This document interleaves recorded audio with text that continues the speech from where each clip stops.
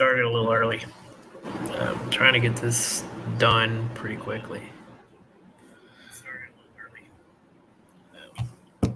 Been at work all day, so I'm trying to do this on top of work and everything. It's been kind of difficult, so I'll try not to do it scuffedly.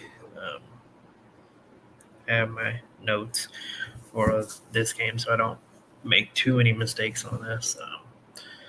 So this is a kind of a little bit of a preview for the Ohio State game. There's not going to be a long part of this. It's just going to be kind of a quick overview, mostly for if you're not heavily invested in either team. It kind of gives you a brief overview of the teams you're looking at. So start with Ohio State. If you're a Western fan, probably know Ohio State, I'd imagine. They're one of the most influential brands in college football of all time. They have won more national championships than I can count, to be honest. I believe it's 7 right now they're sitting at. You talk about playoff contenders, they're always in the playoffs. So going into this game, it's going to be in the Horseshoe. That's going to be a big. It's going to be a big test early for WKU. This team has not played on the road yet, so that's going to be the first big road challenge of the season, and probably going to be all season.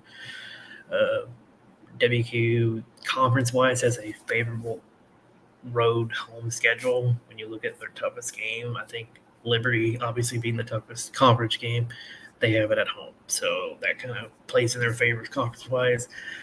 Ohio State being on the road is not an easy place to play at. So, yeah, let me get you some little bit of few notes about this team. They're starting Kyle McCord. Officially now, he's been kind of battling with Devin Brown. And that's kind of been a battle, but now he's officially been named the starter. I think it was this week, maybe Monday, that he was officially named the full-time starter. If you've been following the Ohio State team the last year and a half, you know the name Marvin Harrison Jr. Growing up as a Colts fan, I know Marvin Harrison. That name will always stick with me.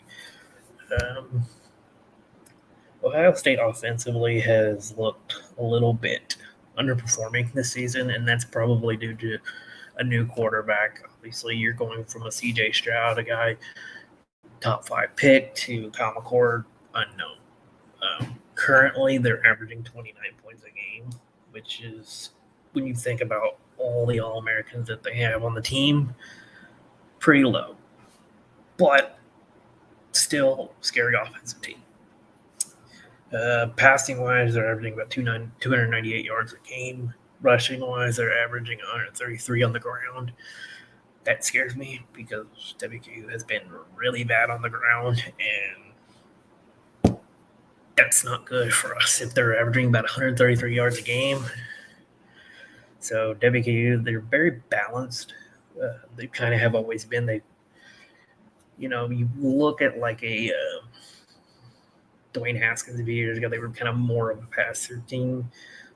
Last year, they've been kind of more balanced. This year, I think they'll probably focus more on the run due to McCord being a newer quarterback as far as the starter goes. For WKU, what do you have to do to win this game?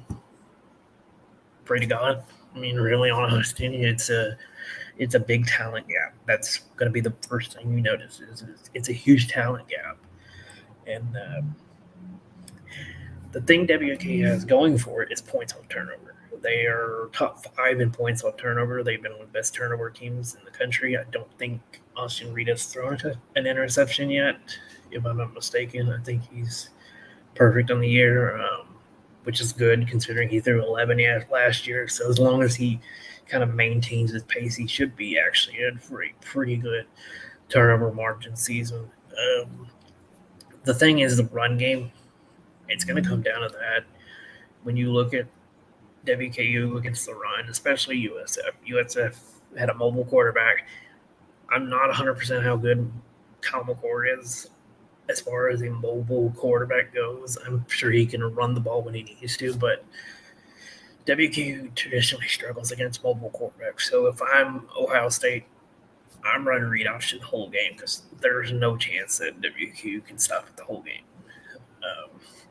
You don't even have to play Marvin Harrison, to be honest. I mean, he alone is a threat. I fear how much he could burn the secondary. I'm not saying we have a bad secondary. I just think that he is a generational talent, and he could probably tear our secondary apart on a good game.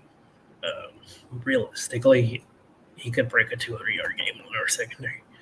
And then, like I said, that's no disrespect. It's just he is that good. He is a top 5, top 2 potential pick in the draft. So that's a key.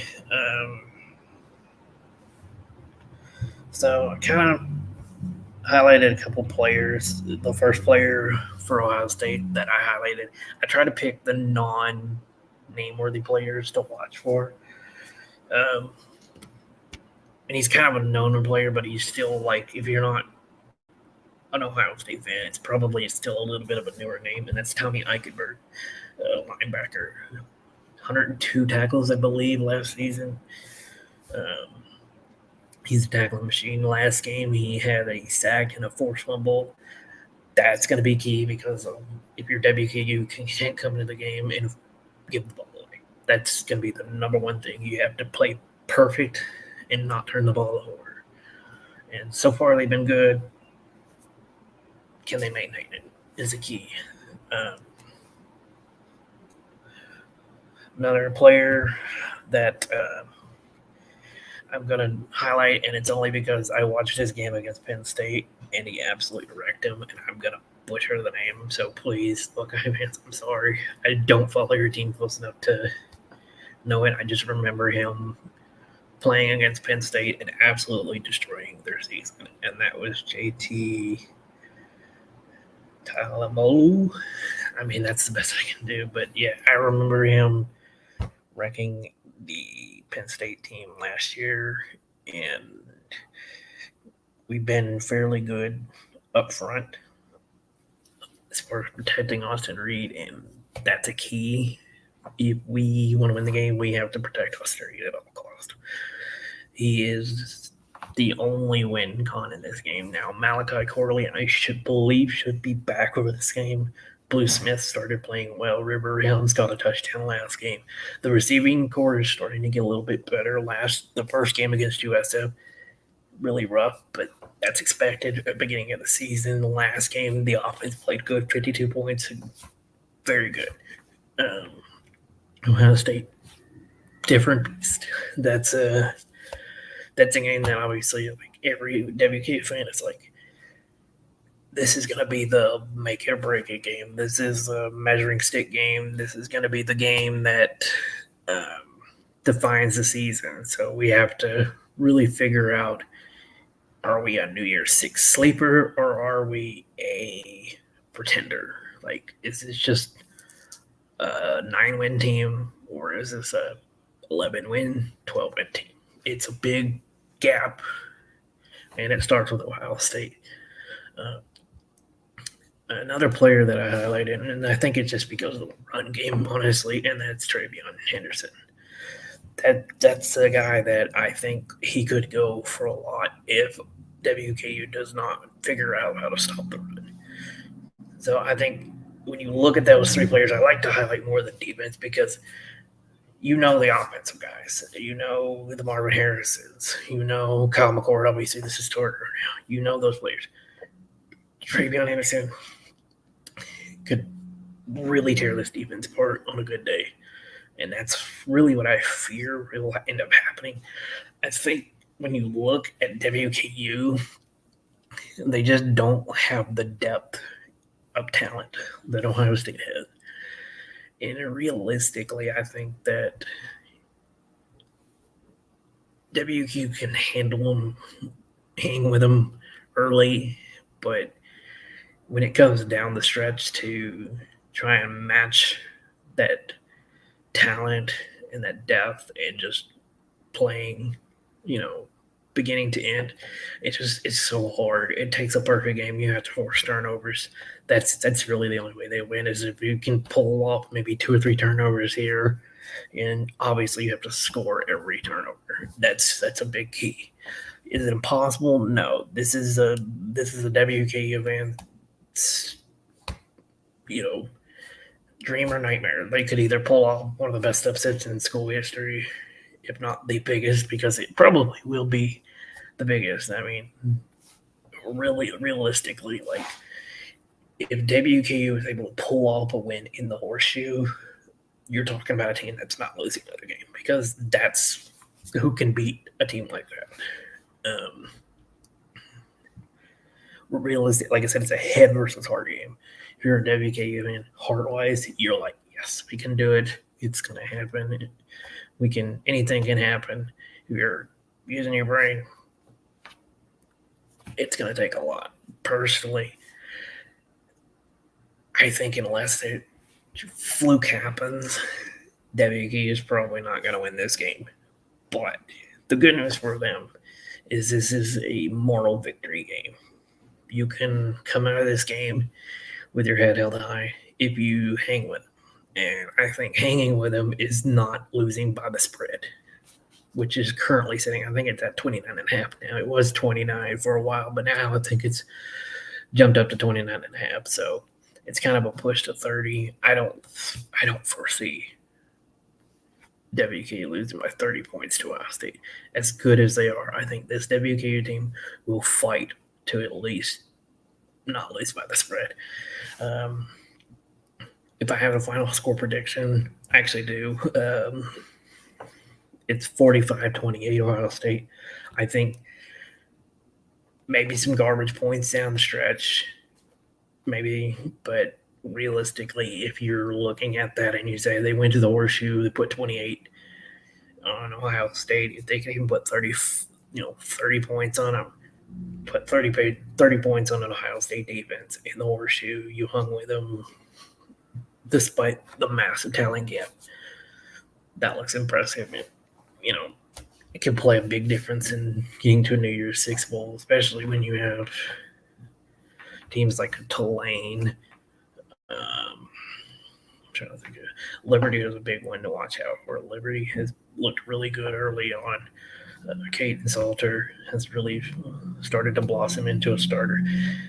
They are our biggest challenge, not named Ohio State this season, and I think that's going to be the big defining game this season for us is Ohio State and Liberty. Liberty is a home game. It is a blackout, so praying for a good result on that one, but that's going to be another tough game, and it's a mobile quarterback, so it's going to be another challenge for Ohio State or WKU. So it's just learning from the mistakes and building on the team is really going to be what defines this team. I'm trying to think if there's anything else to talk about. So, yeah, that's pretty much all I can think of to talk about. Those players were the ones that kind of highlighted as far as the ones to watch out for later on. Tommy Eichenberg. I'll just call him JT because, like I said, I don't want to butcher his name anymore. Travion Harrison, obviously the run game. Marvin Harrison probably is another name because he's unbelievable. And so, yeah, it's going to be a defining game for WKU, and we'll see what happens. I mean, everybody has their predictions right now. If you follow the Towel Rack, which I write for, it's a cheap plug for them. But I write for the Towel Rack, and we've all got our predictions. I stuck to my prediction. I was 45-28. I've been 45-28 since the game. I think 17 is the sweet spot because you're still looking competitive, but you're not. You're not within that 10-point margin. I just don't think they can pull off down the stretch. So, yeah, that's going to be for me. if you want to follow any more of me, I am the same name as it says on the bottom there, SSN underscore WKU. I write for Towrac. You can follow them. We have tons of articles. We have like 6 different people that write for us. So, yeah, and obviously this is episode 1 of the Hilltopper Huddle. That's the best name I could think of. I like alliteration. So we'll have our Saturday post game. The game is at 3, I believe, Central Time, 4 Eastern, I believe. So whenever that game is wrapped up, we'll do a post game. The guys from the Red Out podcast will be on here as well. So we'll have them, more contributors to Talrec. So it'll be one big op reunion. But that'll be pretty much it. And yeah, that's all I can say. So hopefully you enjoyed. I'm trying my best. Like I've worked this morning and went straight home and did this. So it's been a long day for me, and I had a right in between all that. So it's trying to balance a bunch of things at once. So I'm not the best at energy right now, but hopefully you enjoyed it. Learned a little bit. I try to get a key facts and just balance out what I thought would be best for, I don't want to say casual fans, but fans who are not deeply as focused as maybe somebody else would be as far as figuring out the facts of it. So, but that's it. Thank you. Have a good day.